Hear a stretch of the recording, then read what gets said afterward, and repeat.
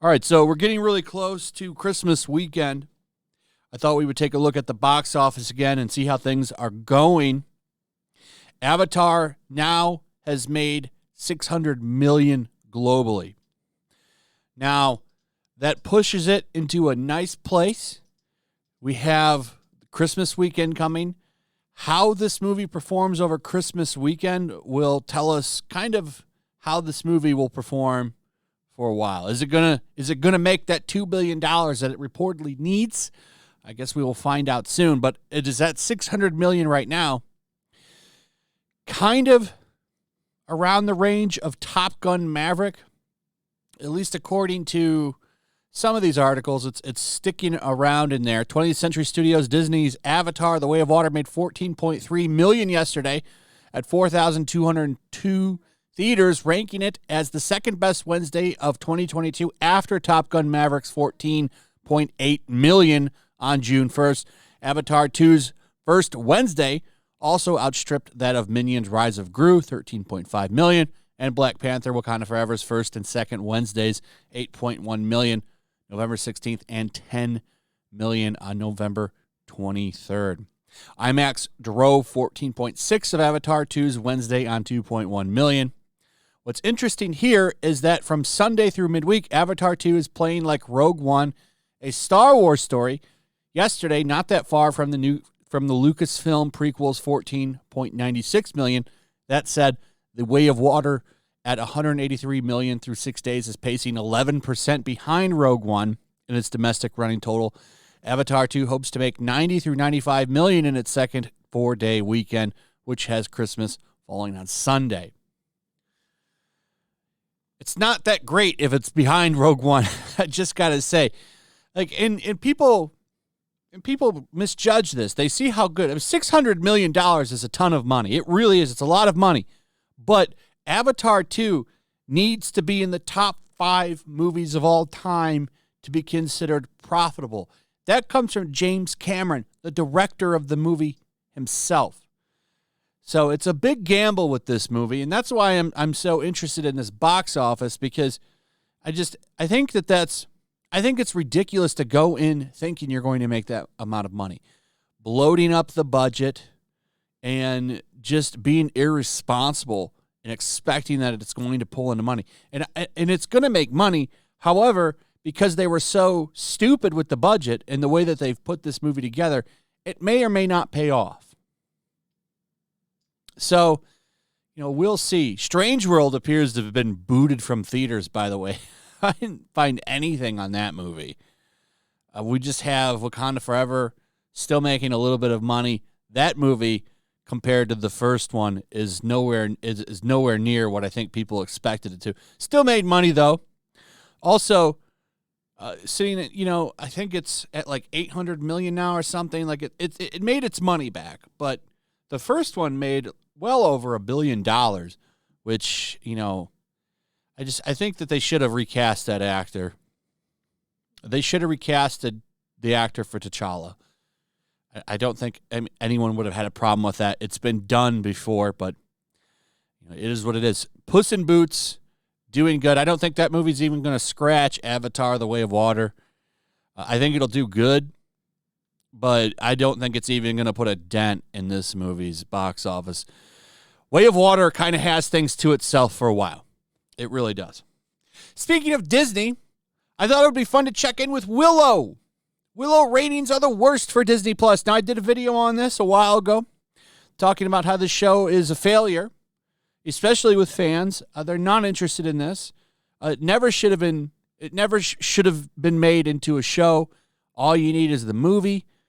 But Lucasfilm is very, very much looking to mine every single franchise that they have in their catalog and running it into the ground, especially if they can prop up the message. I mean, Kathleen Kennedy has been allowed to run everything into the ground anyway. Why not run Willow into the ground too? Indiana Jones is next, by the way. I can't wait for that piece of shit to come out. That thing is going to be a disaster. Disney, by the way, their stocks going down.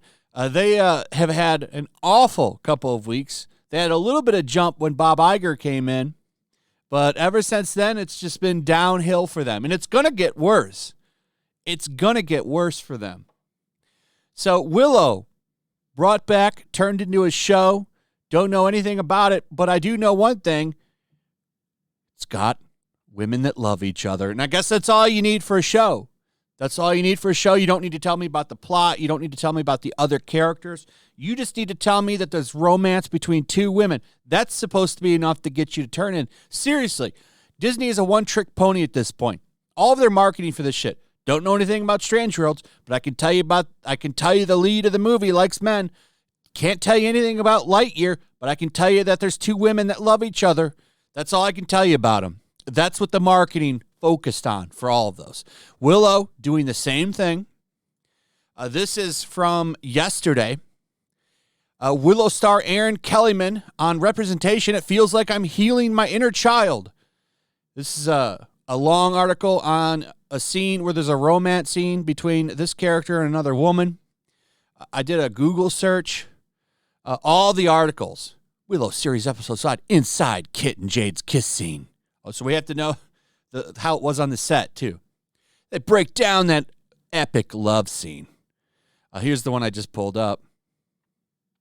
This one says jumps the shark badly. Recap season 1, episode 5. Episode 5 recap. Wildwood filled with love and truth. Aaron Kellyman praises Willow's normalized queer storyline. Awel Abo and Aaron Kellyman on the playful, inclusive spirit of Disney's Willow.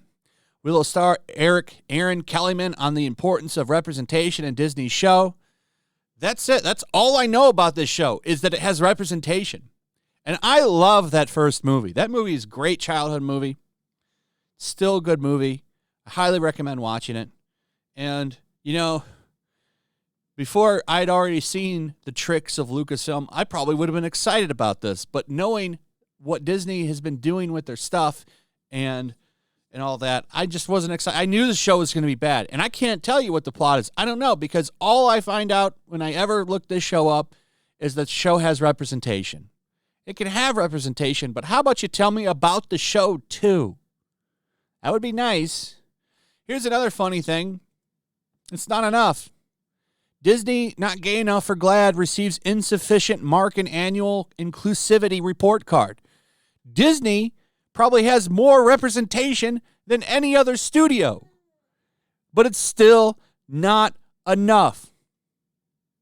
You're never going to please people looking for it. You always need to do more. Willow, however, not a hit with audiences. Of course, critics love it.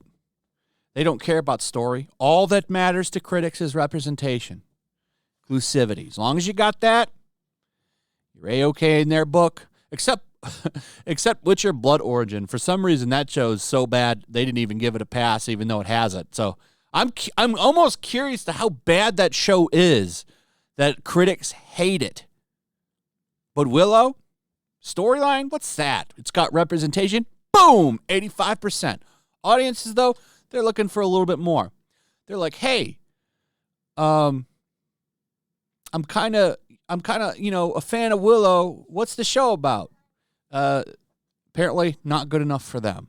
They're looking for a storyline, too, not just the representation.